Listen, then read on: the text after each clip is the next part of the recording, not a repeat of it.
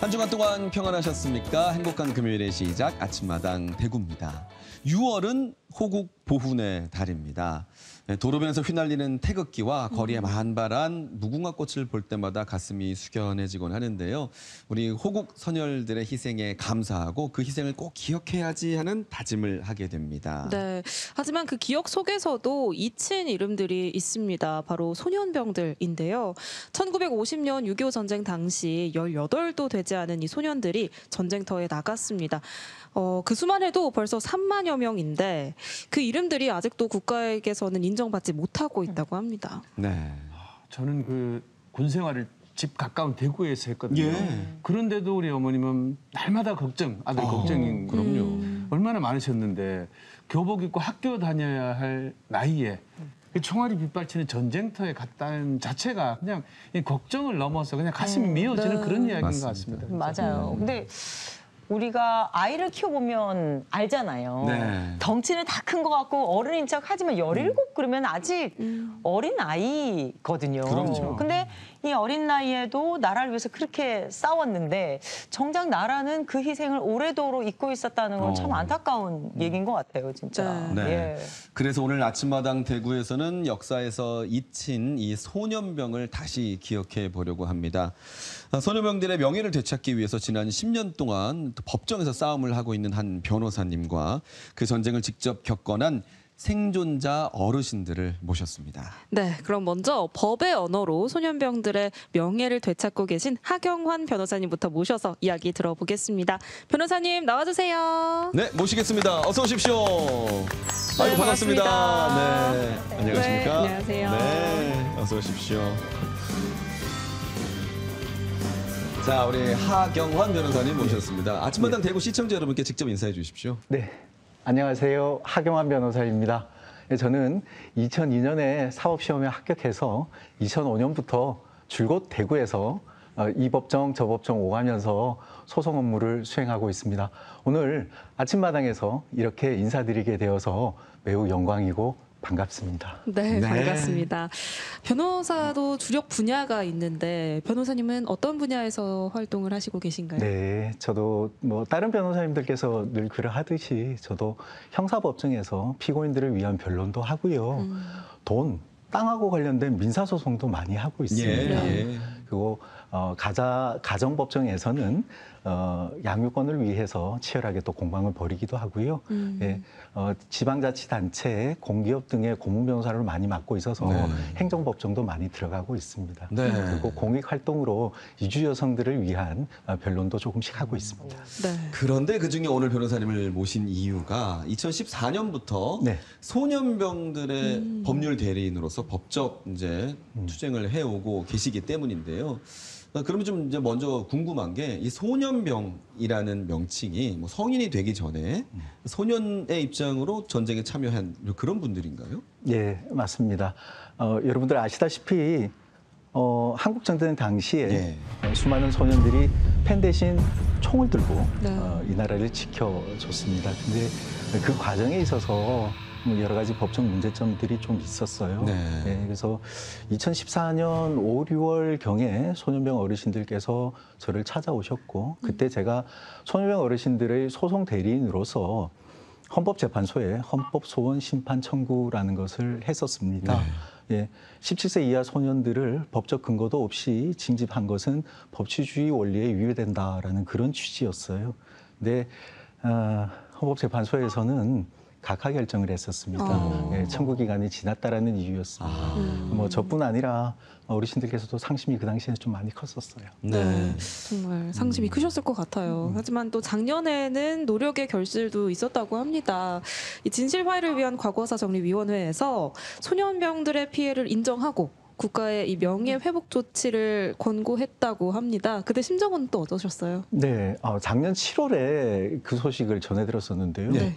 드디어 국가가 6.25 참전 소년병의 실체를 인정해 주는구나라는 네. 생각에 너무도 많이 기뻤었습니다. 네. 근데 사실 시간이 지나면서 그 기쁨도 반감이 되고 사실 잦아들고 저하되더라고요. 시기로 치면 벌써 1년이 지났습니다. 네. 근데 그 사이에 바뀐 게 전혀 없습니다. 예, 특별법도 제정이 되지 않았고요. 어느 국가기관에서도 소년병 어르신들의 명예 선양을 위해서 한 발자국도 나서고 있지를 않습니다. 비록 작년 7월에 진실화해위원회에서 진상규명 결정이 있었지만 실행된 게 전혀 없습니다. 예. 어디서부터 문제인지 저도 사실 잘 모르겠습니다. 시간을 거슬러 올라가서 한 10여 년 전에 어르신들이 찾아왔다고 말씀하셨는데 네. 그냥 흘려듣지 않으시고 내가 이 문제를 좀 책임감을 갖고 다뤄야겠다라고 생각하신 어떤 계기가 있을까요? 사실 저희 큰아버지께서 예. 소년병이셨습니다. 아. 네. 2014년 5월, 6월에 5분의 소년병 어르신들께서 저를 찾아오셨는데요. 예, 그중 한 분이 저희 큰아버지셨어요. 네. 사실 그전에는 저도 이 소년병 이슈에 대해서 제대로 잘 알지를 못했었습니다. 근데 그때 저를 찾아오신 저희 큰아버지를 비롯한 소년병 어르신들로부터 이 소년병과 관련된 이슈, 여러 가지 문제점에 대해서 얘기를 많이 들었었고요. 그때부터 저도 조금씩 공부도 하고 연구도 하기 시작했습니다. 한 장 한 장 조금씩 파고 들어가면 파고 들어갈수록 이게 굉장히 좀 문제가 많더라고요. 예. 네, 네. 그래서 그때부터는 사실 어느 누군가의 조카가 아니라 네. 법조인의 양심으로서 이 문제는 진짜 세상에 알려야 되겠다. 내가 풀어나가야 되겠다라는 그런 생각을 하게 됐었고 지금까지도 어르신들 곁에서 함께하고 있습니다. 예. 그래도 아무리 이제 뭐 소년병의 이야기가 이슈가 된다고 해도 그래도 내 가까운 큰아버지가 또 소년병으로 참전을 하셨다고 하니 이제 이 일을 선택을 하시고 네, 맞습니다. 예. 하면서 좀 마음이 남다르실 것 같아요. 그러니까 그전에는 그저 그냥 소년병의 이야기였을 이야기가 이제는 정말 내 이야기처럼 더 네. 가깝게 느껴진다는가 좀 네. 마음이 좀 달라지셨을 것 같기도 하거든요. 예. 네. 제가 어렸을 때부터 큰아버지로부터 종종 소년병 얘기를 듣기는 들었었습니다. 네. 근데 그때는 저도 철이 없었었잖아요. 네. 예. 큰아버지 얘기를 들었지만은 그냥 집안 어르신들께서 하시는 그냥 네. 진부한 옛날 얘기 옛날 얘기. 정도로 예, 그렇게만 생각을 했었습니다. 근데 제가 아까 말씀드린 것처럼 헌법소원을 준비하면서 연구도 하고 파고들기 시작을 했었는데요.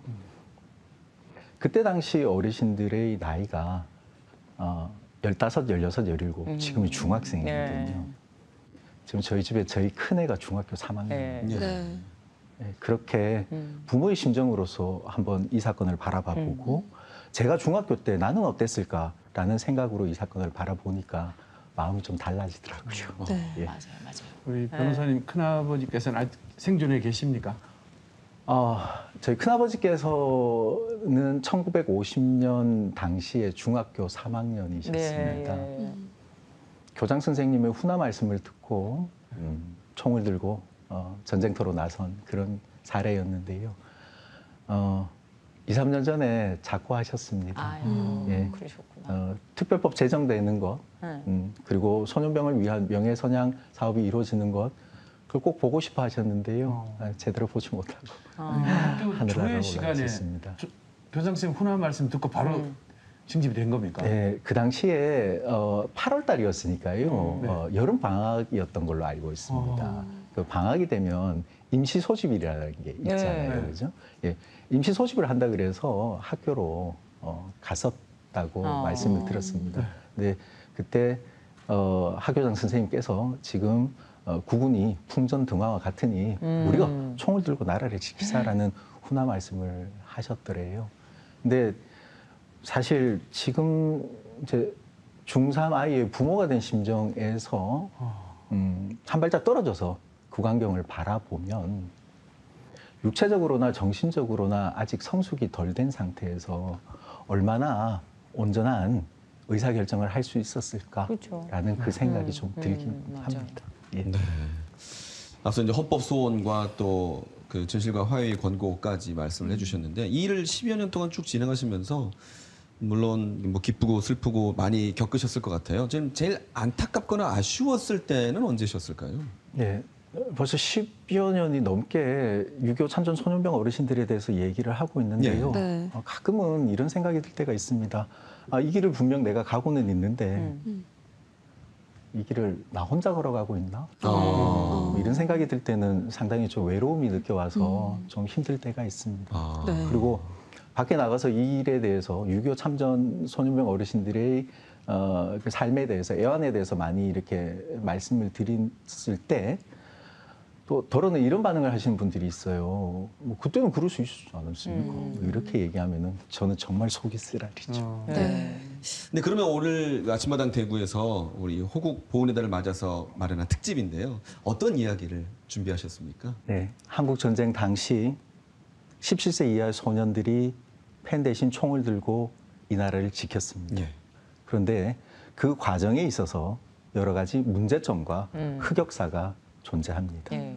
오늘 KBS 아침마당 미니 특강을 통해서 그 문제점과 흑역사에 대한 얘기를 풀어가고자 합니다. 네. 진부하거나 뭐 오래된 이야기가 아니라 우리가 꼭 기억해야 할 소년병들의 이야기 지금부터 하경원 변호사님의 강의로 청해 듣겠습니다. 예, 제가 6.25 참전 소년병 어르신들에 대한 이야기를 할 수 있는 그런 기회가 공간이 잘 없었는데 오늘 KBS 대구 아침마당에서 이렇게 소년병 어르신들에 대한 이야기를 할 수 있는 기회를 주셔서 너무도 고맙고 영광입니다.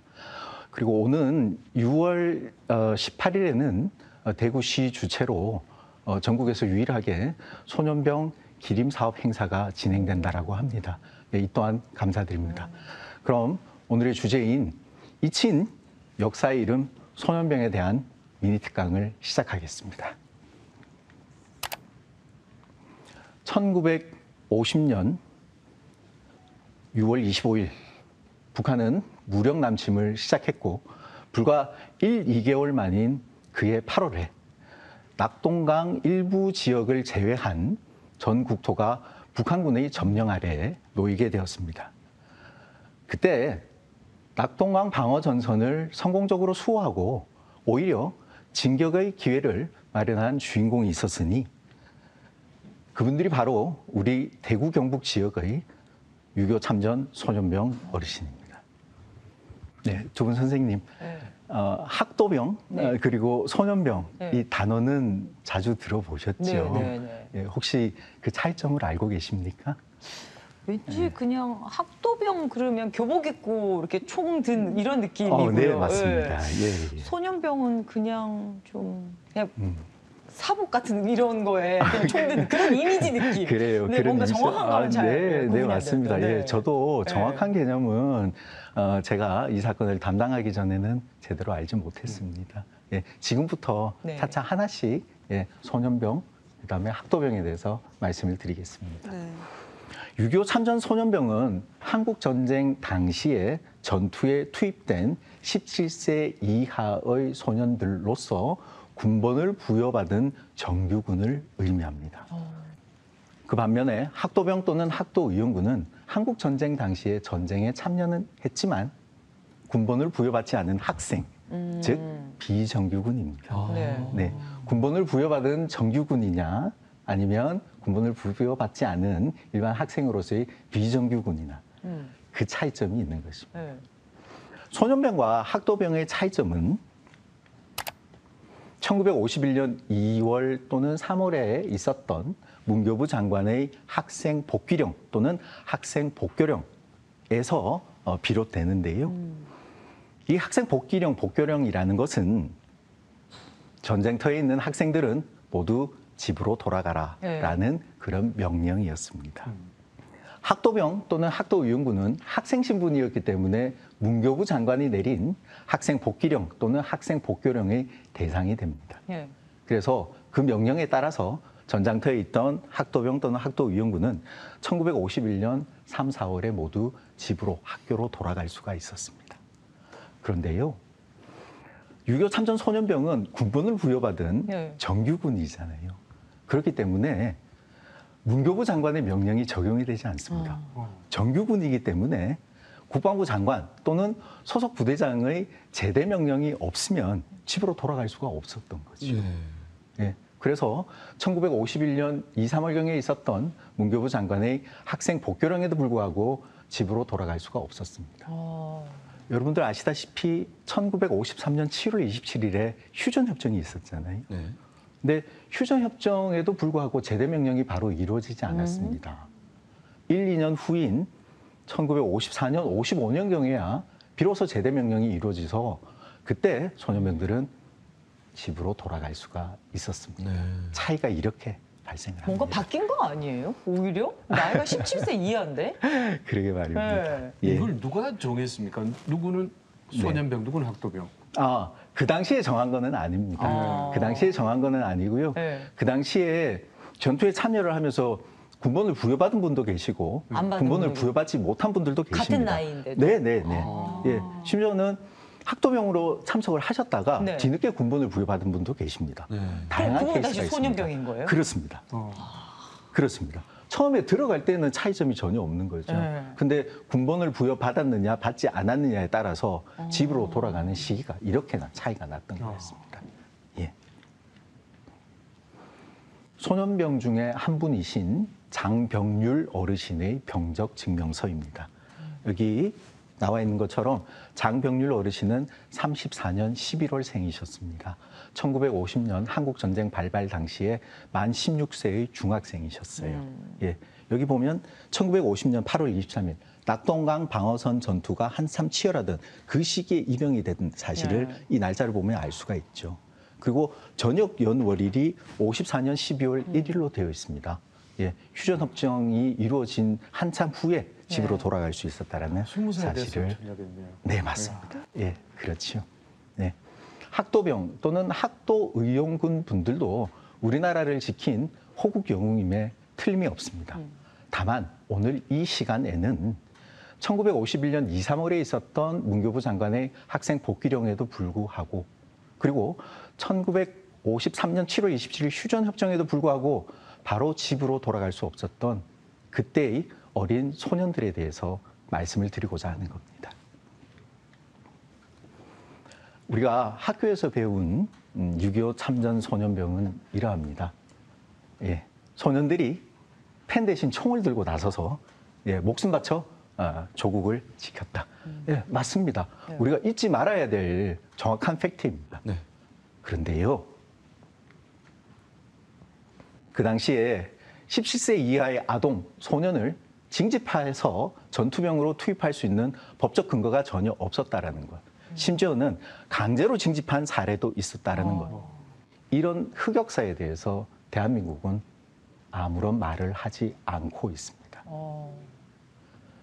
특별한 희생을 하신 분들에게는 특별한 예우가 필요한데요. 그럼요. 대한민국은 아직도 아무런 액션을 하지 않고 있습니다. 6.25 참전 소년병 어르신들의 역사는 묻혀진 과거의 역사가 아니라 지금도 살아계시는 호국 영웅의 현재 진행형 역사입니다. 먼저 소년병의 법적 문제점에 대해서 말씀을 드리겠습니다. 예, 대한민국 최초 병역법, 예, 그 당시에 1950년 당시에 시행 중이던 병역법 제23조는 이렇게 규정하고 있습니다. 징병검사 대상자. 여러분도 아시다시피 징병검사를 받아야 네. 거기에서 등급 분류가 되고 그다음에 또 병가 분류가 되고 해서 현역병으로 임용을 하잖아요. 네. 예. 그러면 징병검사 대상이 아니면 병역 의무가 주어지지는 않는 거잖아요. 그렇죠. 여기 징병검사 대상 연령이 연령 만 20세에 달한 남자로 되어 있습니다. 이 병역법 규정에 의하면 17세 이하 아동은 병역의 의무가 없고 17세 이하의 아동을 국가가 함부로 징집해서 전투병으로 투입해서는 안 되는 거죠. 네. 헌법을 한번 보겠습니다. 1948년 7월 17일 우리가 알고 있는 제헌절입니다. 그때 제정되고 시행되었던 대한민국 최초 헌법 제57조는 이렇게 규정하고 있습니다. 내우, 외환 등 긴급한 조치를 할 필요가 있지만 국회의 집회를 기다릴 여유가 없을 때에 대통령은 긴급 명령을 발할 수 있다. 우리가 학교 다닐 때 사회책에서 배웠던 대통령의 긴급 명령권이라는 것입니다. 그러면 이 규정에 따라서 긴급 명령을 만들어 놓으면 되잖아요. 근데 이 당시에는 대통령의 긴급 명령도 없었습니다.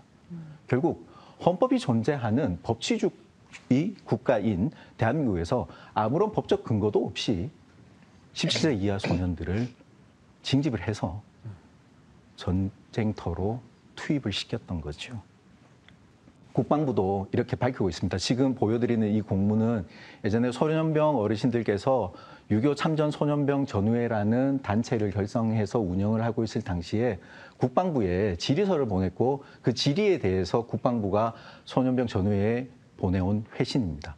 여기도 보면 기하께서 문의하신 14세에서 17세 아동을 강제로 현역병으로 징집할 수 있는 법적 근거는 확인할 수 없음을 알려드립니다. 국방부 또한 이렇게 회신을 한 거죠. 법적 근거가 전혀 없었습니다. 더 큰 문제는 강제로 징집한 사례도 있었다라는 것입니다. 예, 고 장병률 어른의 사례입니다. 소년병이셨던 고 장병률 어르신은 1950년 당시에 대건중학교 3학년에 재학 중이셨습니다. 지금으로 치면 행정구역으로 치면 대구, 중구, 동인동 쪽에 살고 계셨다라고 해요. 예, 그때는 뭐 지금처럼 뭐 수도 시설이 있는 것도 아니라서 물찌개 지고 전부 다 우물에 물 기르러 가던 그런 시절이었잖아요.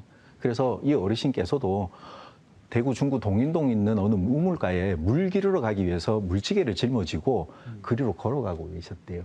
근데 옆에 경찰차가 지나가더래요. 그러더니 어이! 하면서 이 어르신을 경찰차에 바로 태웠다고 합니다.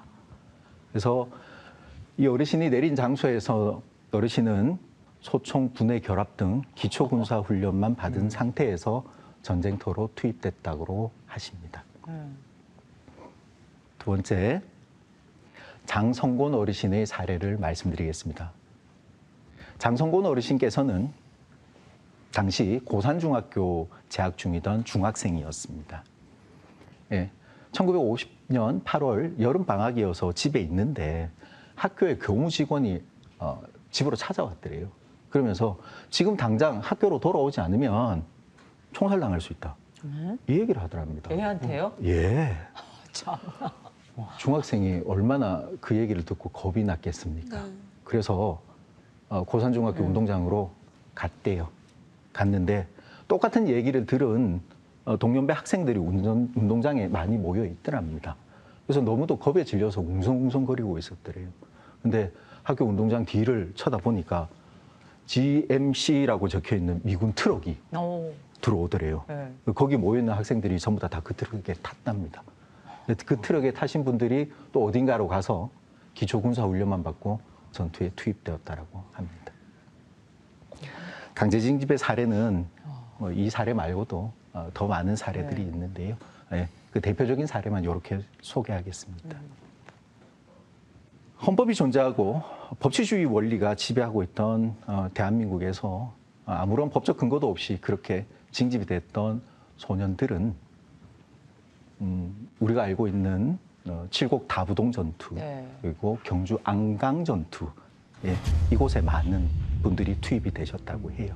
예, 3년의 전쟁을 치르면서 그렇게 전쟁에 투입되었던 소년병, 17세 이하의 소년병의 숫자가 인원이 약 3만여 명이 됩니다. 그중에서 2,573분이 전쟁터에서 바로 산화하셨습니다. 예, 전사자로 남으신 거죠. 제가 6.25 참전 소년병 어르신들에 대한 얘기를 하면 이렇게 그때는 그럴 수 있지 않았냐 이런 서운한 얘기를 하시는 분들이 있거든요. 네. 그 말씀을 들은 어느 소년병 어르신께서 이렇게 말씀을 하시더라고요. 예, 니함 가봐라. 전쟁통에 겪은 썩은 주검 냄새, 피비린내, 화약 냄새가 아직도 내 코 밑에 진동을 한다. 아비규환의 트라우마 때문에 전쟁 끝나고 70년이 지났지만은 나는 아직도 자다가 벌떡벌떡 깬다. 나는 죽다가 살아 돌아왔다. 그런데도 네 입에서는 그때는 그럴 수 있지 않았냐는 얘기가 나오나. 니도 한번 죽다가 살아왔거라. 우리 어머니는 내가 군대 끌려갔는지도 모르고 석 달 열흘을 고향 산천을 헤매셨다 하더라. 군대 끌려갔는지도 모르고 그렇게 고향 산천을 찾아 다녔는데 내가 나타나지 않으니까 어디 돌아다니다가 총 맞아 죽어붙는 줄 알았다 그러더라. 그래서 넋을 놨다 그러더라. 전쟁터에 네 새끼 안 내놔봐라. 네 입에서 그때는 그럴 수 있지 않았냐고 그 말 나온 거야.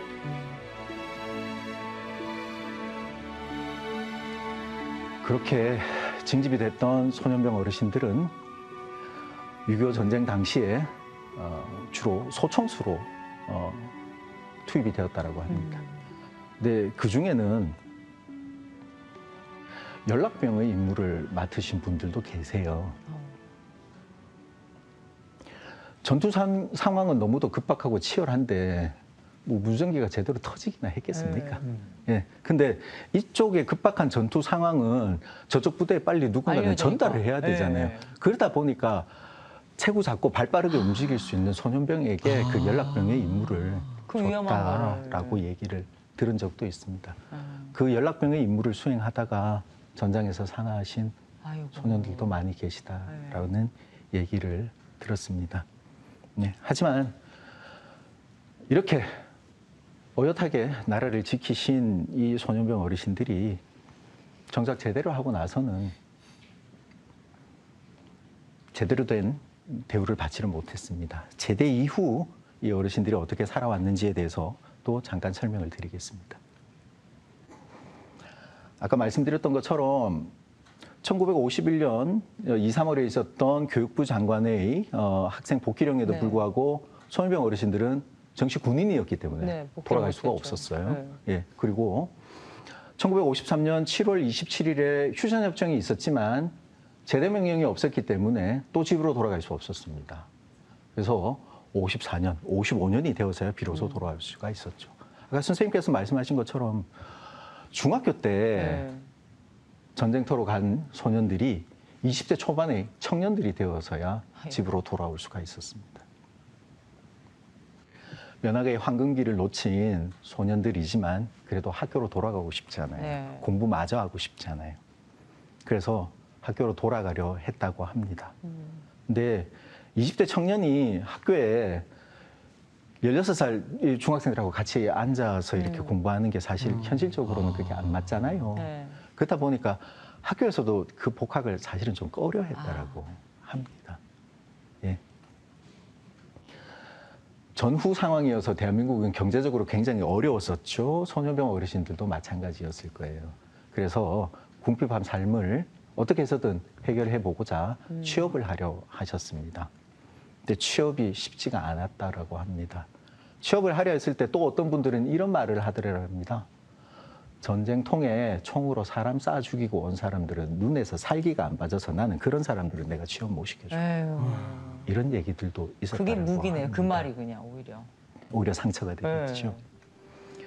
그래서 소년병 어르신들은 요즘 얘기로 소위 스펙 하나 쌓지도 못하고 학벌은 짧아지고 어엿한 직장에 다니지도 못하고 그러다 보니 평생을 경제적으로 어렵게 살아오셨습니다.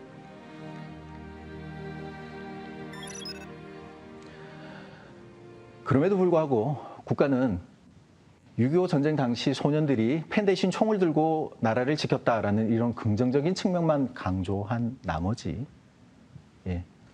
이런 흑역사에 대해서는 알려주지 않고 있습니다. 더 문제점은요. 6.25 참전 소년병 어르신 중에 지금 생존에 계신 분이 몇 분이고 어디에 어떻게 살아 계신지 현황 파악이 전혀 되지 않고 있다는 것입니다. 그 당시 소년이지만 1933년, 34년, 35년생이기 때문에 지금은 구순의 나이가 넘으신 할아버지가 되셨거든요. 사실 거의 대부분은 이미 작고하셔서 하늘의 별이 되셨습니다. 국가보훈처가 뭐 하는 조직입니까? 나서서 이분들이 어디에 어떻게 살아가고 계신지, 몇 분이 살아 계신지 이 기본적인 정보는 파악하고 있어야 되는 거 아닙니까? 그리고 소년병 특별 법안입니다. 많은 국회의원님들께서 이 소년병 어르신들의 문제점과 애환에 대해서 공감을 하고 계십니다. 그래서 2001년부터 지금에 이르는 약 24년 동안 계속해서 소년병 어르신들의 특별한 희생을 예우하기 위한 특별법안을 계속해서 발의하고 있습니다. 그러나 행정부의 소극적인 태도 때문에 법안이 제대로 통과가 되지 않고 있습니다. 계속해서 발의가 되고 폐기가 되는 이런 역사만 지금 반복되고 있을 뿐입니다.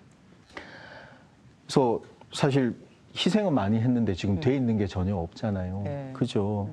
옆에 있는 친구에게 내가 뭘 하나를 해줬는데 이 친구가 그걸 몰라줘도 난 그냥 마음 서운하고 섭섭한데 목숨 바쳐서 피 흘려가면서 이 나라를 지킨 분들이 대한민국이 그분들을 알아주지를 못하는 이분들은 얼마나 서운했겠습니까? 정말 서운할 법도 하죠. 근데요, 제가 만났던 소년병 어르신들의 국가관은 다시 좀 달랐습니다. 좀 다르더라고요.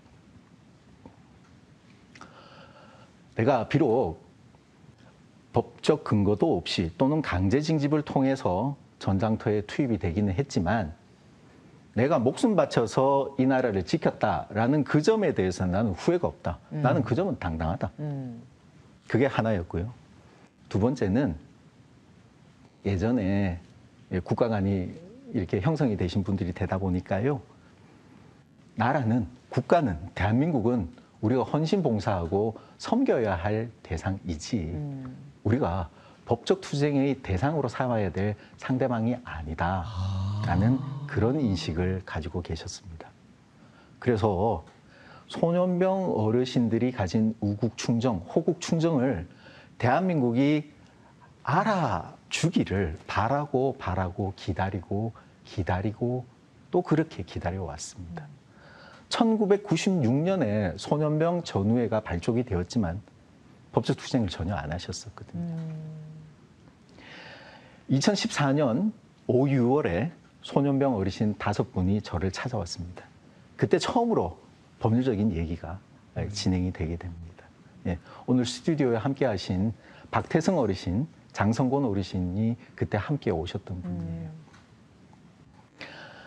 이 얘기를 하니까 그때 함께 오셨던 장병률 어르신의 일화가 잠깐 생각이 납니다. 아까 그 물찌개 말씀드렸던 네. 그분이시거든요. 네. 예, 대건중학교 3학년에 네. 재학 중이다가 동인동 우물가에 물기르러 갔다가 경찰에 의해서 강제징집된 그분. 그분이 처음 저를 뵙는 날에 이 얘기를 하시더라고요. 내가 경찰에 강제징집되는 바람에 내가 그때 쥐고 있던 그 물찌개가 어디가 붙는지 모르겠다. 동인동 우물가에 모르긴 해도 내동 그려져 있겠지. 나는 국방부 장관 만나면은 그 물찌개 값 내놔라 크기다. 혹시 내가 먼저 죽어보거든 하면서 네가 내 대신에 국방부 장관한테 물찌개 값 내놔라 캐래.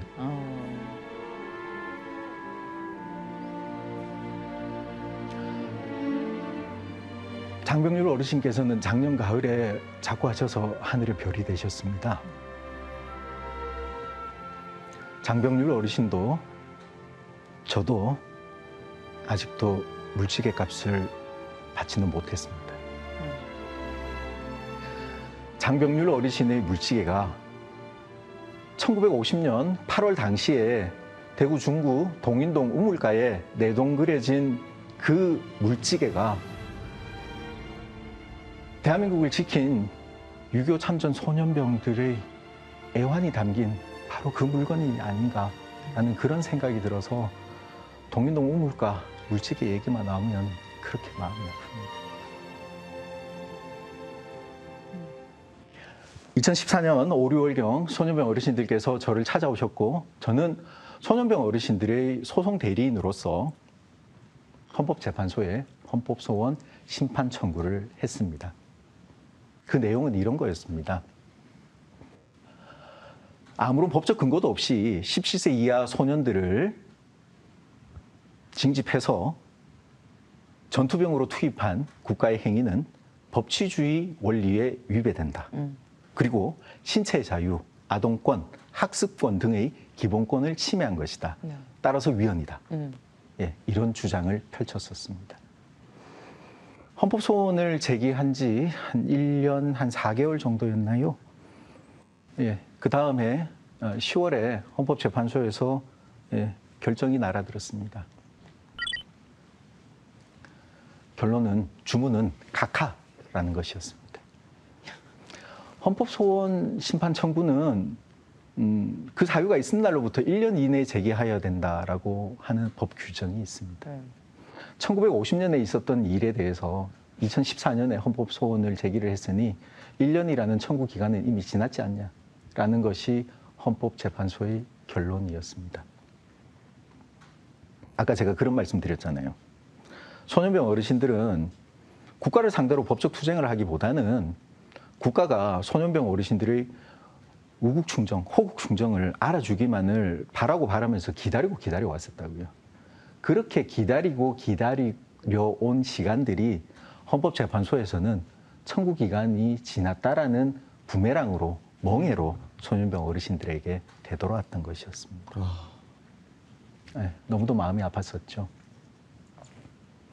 정당한 사유가 있으면 이 청구 기간을 달리 해석할 수 있는 법적 근거가 있습니다. 네. 그럼에도 불구하고 헌법재판소가 청구 기간이 지났다라는 이유로 이 사건에 대해서 각하 결정을 한 것에 대해서는 저는 법률가로서 다른 의견을 가지고 있고요. 예, 다소 유감입니다. 결론에 있어서 헌법재판소는 이런 결정을 했지만 결정문에 있어서 그 이유를 설치하면서는 소년병 어르신들의 호국 충정과 마음을 헤아려주는 그런 이유를 설치해 줬습니다. 그 내용 안에는 너무도 좋은 내용들이 많이 있어서요. 내용이 다소 길지만 제가 한번 읽어보겠습니다.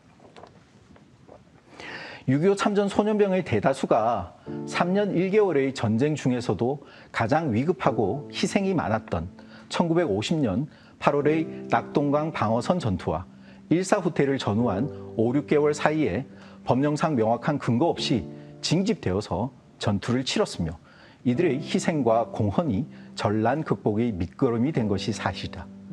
그럼에도 불구하고 소년병들은 학도 위훈군과는 달리 학생 복귀령의 대상이 되지 못하였을 뿐만 아니라 휴전 뒤에도 군에 남아 임무를 수행하였다. 징집 당시 15세, 16세, 17세였던 소년병들은 건장한 청장년 군인들과 똑같은 상황에서 전쟁을 치렀고 그 와중에 면학의 황금기를 놓쳐서 신체적으로나 정신적으로 온전한 발전을 하기가 어려웠다. 때문에 제대 뒤에도 사회 적응과 자립 기반 마련에 큰 어려움을 겪을 수밖에 없었다. 현재 시행 중인 보상 관련 법률은 성인으로서 참전한 사람과 소년병을 동일하게 취급하고 있어서 소년병들이 입은 피해의 특수성과 중대성을 충분히 고려하고 있다고 보기 어렵다. 재정 여건이 허락된다면 소년병들의 희생을 기리고 피해를 보상 내지 배상하는 방법을 강구하는 것이 바람직하다. 결론에 있어서는 각하 결정을 내렸지만 그 이유에 있어서는 이렇게 소년병 어르신들의 희생과 애환을 헤아려주고 공감해주는 이런 내용의 이유를 설치했습니다. 이 일이 2015년 10월에 있었던 일입니다. 지금으로부터 10년 전이죠. 헌법재판소가 판결위에서 결정위에서 이렇게 권고 결정을 했음에도 불구하고 그 이후로도 소년병 특별법은 발의와 폐기만 반복될 뿐 뭔가 나아진 게 전혀 없었습니다. 그래서 제가 2020년 5, 6월로 기억이 되는데요.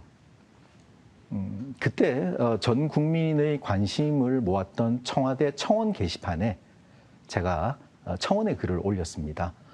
6.25 참전 소년병 어르신들의 특별한 희생을 예우해주기 위한 특별 법안을 마련해 주시길 바랍니다. 라는 청원의 글이었습니다. 네. 그때 제가 쓴 문구가 하나가 생각나네요. 제가 이렇게 글을 썼습니다. BTS보다도 어리던 15, 16, 17. 그 시절에 당신은 무엇을 하였습니까? 이 말을 적었던 기억이 납니다. 청원의 글을 올렸지만 전 국민적 관심이 좀 부족했었고요. 추천인 수도 부족해서 청와대로부터 청원에 대한 답변을 받지는 못했었습니다. 그로부터 또 몇 년이 지난 2022년 12월 이번에는 제2기 진실화해를 위한 과거사 정리위원회에 소년병 어르신들을 위해서 제가 진상규명 신청서를 접수를 했습니다. 예, 진실화해위원회에서 여러분들이 많이 도와주시더라고요. 현장에 직접 대구까지 내려오셔서 소년병 어르신들 한 분 한 분 만나가면서 조사 보고서도 전부 다 남기고 되게 열심히 해주셨습니다. 그래서 작년 7월에 진실화해위원회에서 진상규명 결정이 이루어집니다.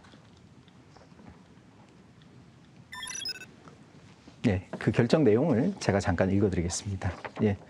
국가는 한국전쟁 당시 3만 명에 가까운 18세 미만의 소년병을 병력 자원으로 활용한 후 소년병의 공헌과 헌신에 상응하는 별도의 지원 및 예우는 하지 않고 있으며 소년병의 명예를 회복시켜주기 위한 책무를 다하고 있지 않다. 국가는 소년병의 명예회복 및 보상에 관한 특별법을 제정하여 실질적인 피해 회복을 실현하고 명예회복 방안을 마련하여야 한다.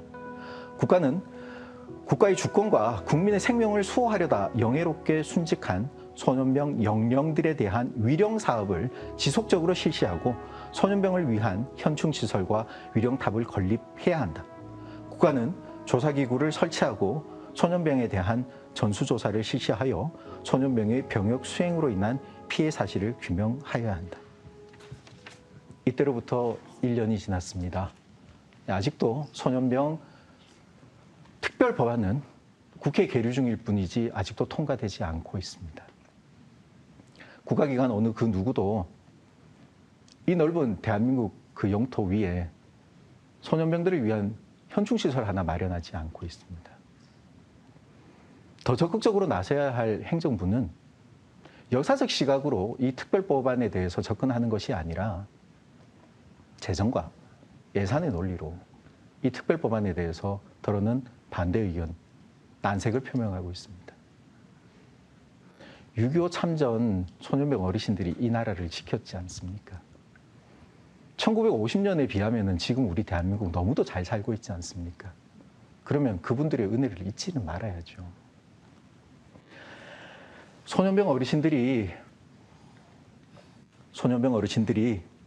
원하시는 것은 결코 돈이 아닙니다. 소년병 어르신들이 원하시는 것은 바로 이런 겁니다. 지금이라도 대통령이, 국무총리가, 국방부 장관이 대구로 와서, 경북으로 와서 이분들을 찾아뵙고 두 손 맞잡고요. 그때 아무런 법적 근거도 없이 징집해서 전투에 투입해서 너무도 죄송합니다. 분명 잘못됐습니다. 죄송합니다. 하지만 여러분들의 희생 덕분에 지금의 대한민국이 있습니다. 너무도 고맙습니다. 그 희생 잊지 않겠습니다. 이 말씀 한마디 해주는 거거든요. 그 말 한마디 해주는 게 그렇게 어렵습니까? 뭐가 그렇게 어렵습니까? 저희 강의는 여기까지입니다. 마치겠습니다. 네.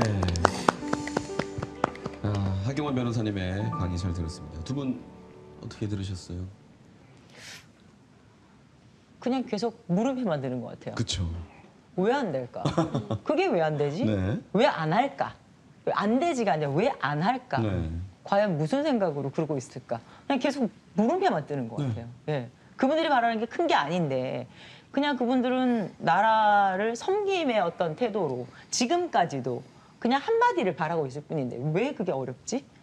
그렇게 묻고 싶어요, 진짜. 네. 개인이든 국가든 잘못을 할 수가 있는데 그걸 인정 안 하는 게 그게 더 나쁜 것 같아요. 과거에 이렇게 됐으니까 죄송합니다 해야 되는데 그걸 못 하고 지금이라도 하면 좋은데 그렇죠. 진짜 좀 기성세대 한 사람으로 참 부끄럽습니다. 지금 우리 그 소년병 어르신들한테 너무 네. 자, 그러면 우리 하경원 변호사님의 강의 여기까지 듣고 이제 곧 바로 이어서 생존자 어르신들을 만나 뵙도록 하겠습니다. 잘 들었습니다. 네, 감사합니다. 고맙습니다. 감사합니다. 네, 하경환 변호사님 말씀처럼 이제는 소년병들이 더 이상 소년이 아닌 노령의 소년이 되어 계십니다. 오늘 이 자리에 한국전쟁에 참전하셨던 소년병 두 분을 어렵게 모셔보았습니다. 6.25 전쟁 당시에 어떻게 이렇게 참전을 하게 되셨는지 소년병이 될 수밖에 없었던 사연을 한번 들어보도록 하겠습니다. 네. 어서 어서 오세요. 오십시오. 어서 네, 오세요. 저희가 박수로 환영합니다. 네. 우리 시청자 여러분께 직접 인사 한 말씀 해주십시오.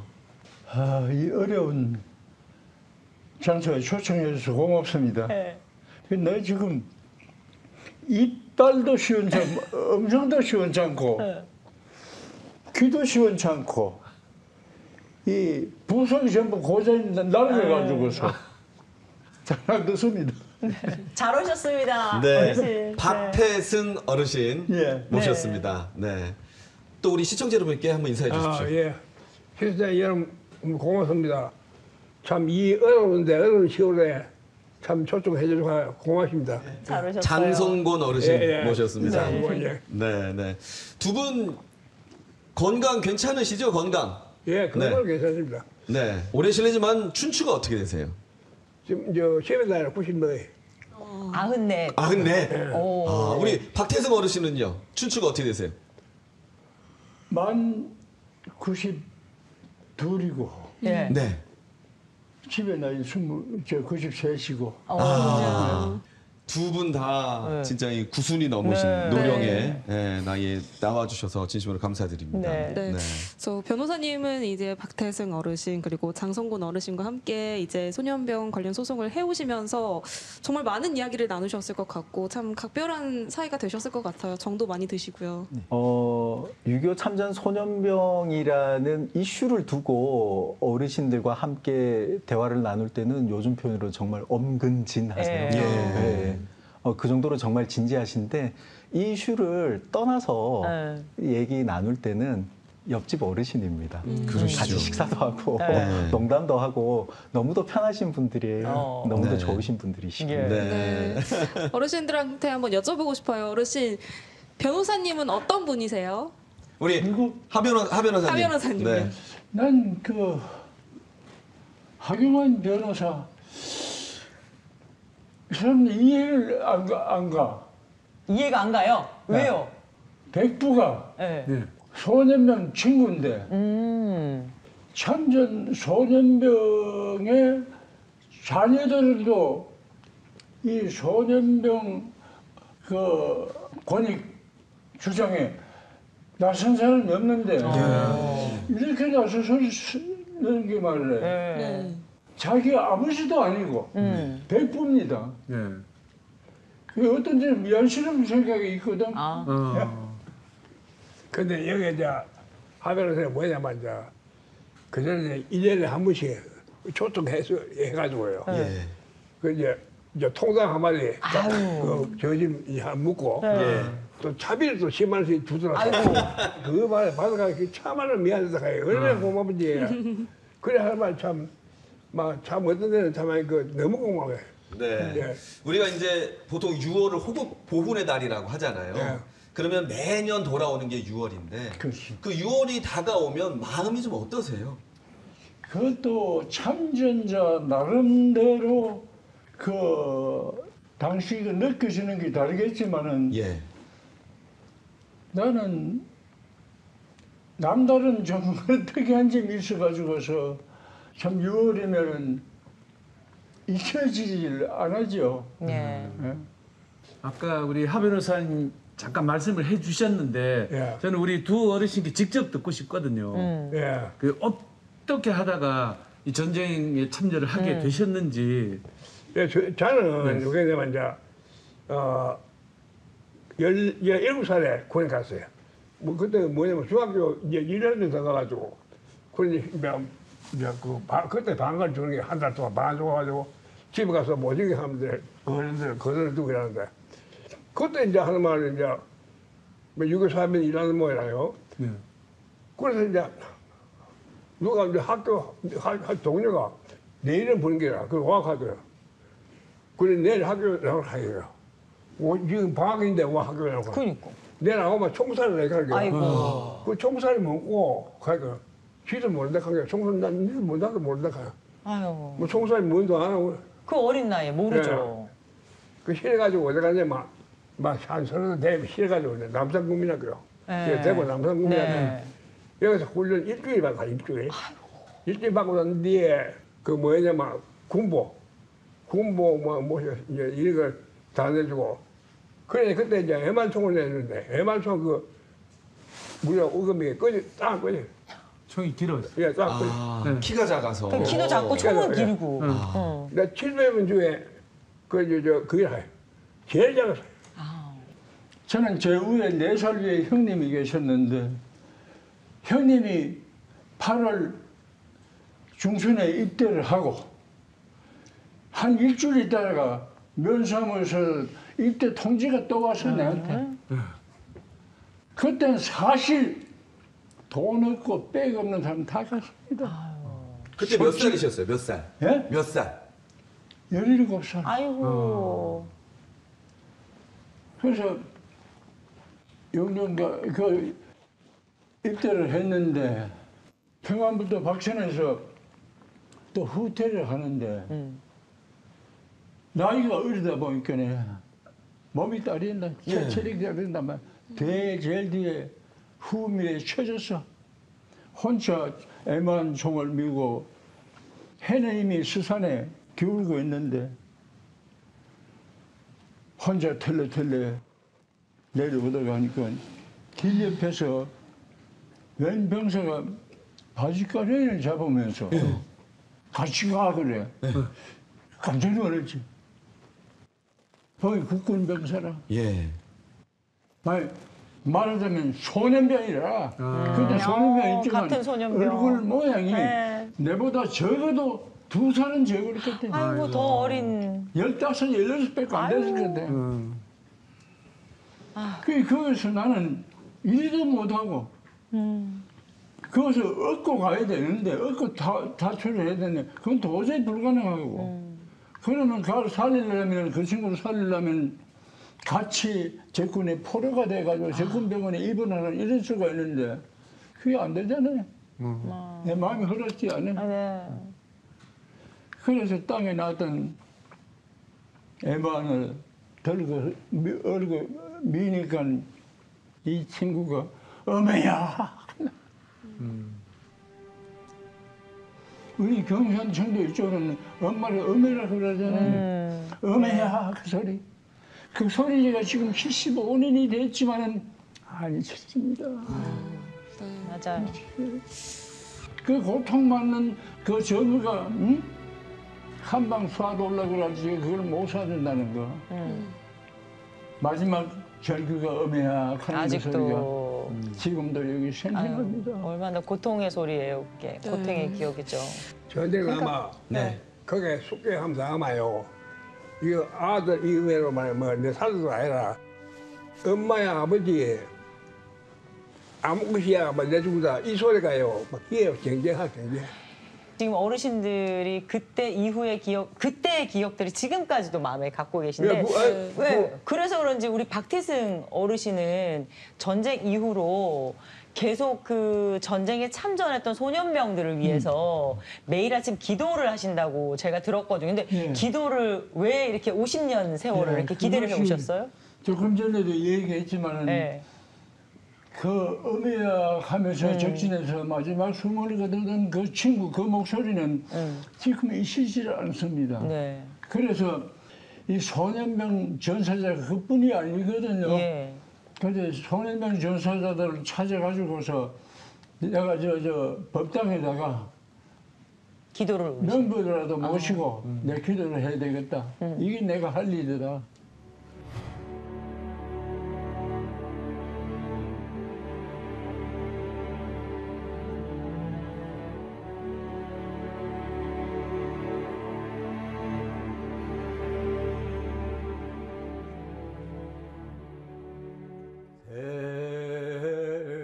보여량 사비성중 색이 공이요 공이고 색이니 수상행식도 이분들을 모시고 매일 새벽 연불 기도를 하다가 그 다음에 그 2000년도에 들어서 이 소년병 전사자들 현충원에 네. 무덤이나 그 위패봉안관이나 꽃 한 상이라도 올리려고 현충원에 조사 1위를 했는데 870인은 일체도 없고 몇 호도 없습니다. 이런 나라가 없습니까? 그러면 이름 석자라도 올려야죠. 옷속에 모셔야 되잖아요. 맞아. 이 길이 빠져 있었습니다. 아유. 두 분이 소년병을 정말 대표해서 이 세상에 바라는 점이 있으시다면 어떤 걸 바라시나요? 앞으로 우리 정부와 이 사회가 무엇을 해야 된다고 생각하세요? 어떻게 해야 된다고 생각하세요? 알다시피 내가 갈 때가 다 됐습니다. 집에 나이 93살입니다. 오늘 갈지 내일 갈지 모릅니다. 거기에 내가 모시고 있는 분이 4만 명입니다. 그러면 거기 명부를 모시고 있거든요. 봉안 서류하고. 네. 이거를 수리통에 갖다 버려야 됩니까? 여러분 어떻게 해야 됩니까? 아직까지도 국방부 사람이나 보훈처 사람이나 현수부 사람이나 그 한 번도 와본 적이 없습니다. 아유. 그래서 내가 지금 내 앞으로 남은 내가 하고 가고 싶은 이제 얼마 남지 않는 인생 하고 갈 거는 그분들을 어떻게 처리를 하고 가야 되겠다 하는 게 내 마지막 희망입니다. 예. 장성곤 어르신도 끝으로 한 말씀 해주세요. 옷도 한번 해도 할 말이 많은데 나는 말. 여기 뭐냐면 대한민국 뭐 세계에서 힘이 들어서 이 나라가요. 우리 같은 사람이 전부 뭐 하냐면 박수 줬고 쪽박산 해가지고 한 달에 돈만 30만 원, 셋방을 못 줘가지고요. 뭐 박수 일합니다. 이 현재 이 수고 뒤에가 막 박수 줬고 쪽박산 건 전부 다 소년병. 그 사람 보면 전부 정신이 없고 뭐만 말 전부 다 지금 치매 와가지고 이걸 정부에서 안 봐주고 있습니다. 안 봐주고 있어요. 그리고 소년병 위령 행사 사업을 시작하시게 소년병 전우회를 만들지게 말입니다. 이거 알아야 할 것이 그때 이 이름을 지금 우리 소년병이라고 그러잖아요. 네. 소년병이 아닙니다. 소년병가 영어가 없어요. 아동병입니다. 아동병. 왜냐? 우리 그만큼 아동복지법이 17세 이하는 아동입니다. 네. 유엔 아동권리협약 뭡니까? 17세 이하는 아동입니다. 네. 그러면 당연히 아동병이라고 되잖아요. 그때 우리 합의원사 우리 국가에 욕을 얻어먹이서는 안 된다. 그래, 소년병을 하자. 그래 또 어떤 친구는 소년병보다도 그 소년병 하더라도 국가에 책임이 있잖아요. 지원병으로 하자. 국가의 욕을 안 믿기 위해서. 그래서 지원이라는 걸 붙였거든요. 그래서 우리 하변호사가 이 법률 투쟁을 하면서 쭉 이래 하는데 당신네들 지원병이라고 해놓고 무슨 짠소리냐 말이죠. 이 자식들이 이런 짓을 하고 있습니다. 오히려 국가를 생각해서 그렇게 이름을 붙였는데. 우리는 국가를 위해서 그러니까. 아동병이라고 하지 않고 소년 지원병으로 했다가 소년병으로 했는데 그걸 모르고. 아휴. 아동병 우리 경상도 얼라하더라도 3만 명을 군인을 만들어가지고 전쟁터에 보내가지고 3천 명이 죽었는데 국가에서 말하는 게 있습니까? 들어봤습니까? 아동병이라는 말 들어봤습니까? 이럴 수가 없잖아요. 그렇죠. 국가가 왜 이럴 수가 있느냐 하는 겁니다. 3만 명의 얼라들을 군인을 만들어가지고 전쟁터에 내보냈고 3천 명이 엄야하면서 전사를 했고 그 위령비조차 또 없으니 얼마나 안타깝습니까. 아유. 네, 이제 우리 하 변호사님 끝으로 한 말씀 해주십시오. 소년병 어르신. 좋은 말. 네, 어르신 그럴게요. 예. 소년병 어르신들에게는 죄송한 얘기입니다만은 주어진 시간이 그렇게 많지가 않습니다. 오늘 현충일입니다. 대통령께서, 국무총리께서, 국방부 장관께서 전국 각지에 있는 수많은 충원시설, 충원탑에 참배를 하고 계시리라 그렇게 생각을 합니다. 그 일 되게 중요합니다. 근데요, 살아계신 호국 영웅들 찾아뵙고 이분들에 대해서 보훈을 하는 게 더 중요하지 않겠습니까? 살아계신 호국 영웅이십니다. 꼭 찾아뵈어 주세요. 이상입니다. 네. 네. 어르신들 건강하십시오. 예, 교수님. 네. 국방장관이 얘기를 했지요. 예, 예, 이제 국방장관 예. 국방장관한테 한 말씀 하십시오. 그분이 다음은 얼굴이라도 내 위패 모시고 있는 거기에 한번 얼굴을 보여주시면 좋겠어. 어르신 두 분 건강하셔야 되고요. 예. 네. 변호사님은 수임을 좀 더 많이 하셔가지고 네. 돈도 많이 버시고 많이 도와주십시오. 네, 또 이렇게 우리 여설명들 위해서도 많이 좀 애써 주십시오. 네, 그러겠습니다. 네, 아이고. 네. 지금 우리가 누리고 있는 이 평화가 누군가의 청춘 위에 쌓아 올린 거라면 우리가 이분들의 이름을 잊지 않는 것이 바로 보답하는 게 아닐까 하는 생각이 들었습니다. 오늘 의미 있는 이야기 고맙습니다. 잘 들었습니다. 소녀는 늙었고 그들의 전쟁은 아직 끝나지 않았습니다. 이름도 없이 기록 하나 남은 것 없이 소년병들은 이제 90을 넘긴 노병이 돼가고 있는데요. 이제는 우리가 그 이름들을 기억하고 또 그 이름들을 기록해야 될 때가 아닌가 생각하는 시간이었습니다. 네, 여전히 전쟁의 그 전장 현장 속에서 살아가고 있는 소년병들이 이제는 진정한 평화를 정말 누릴 수 있기를 바라겠습니다. 네. 아침마당 대구 호국 보훈의 날 특집 여기서 마치도록 하겠습니다. 저희는 다음 주 금요일에 다시 찾아뵙겠습니다. 여러분 고맙습니다.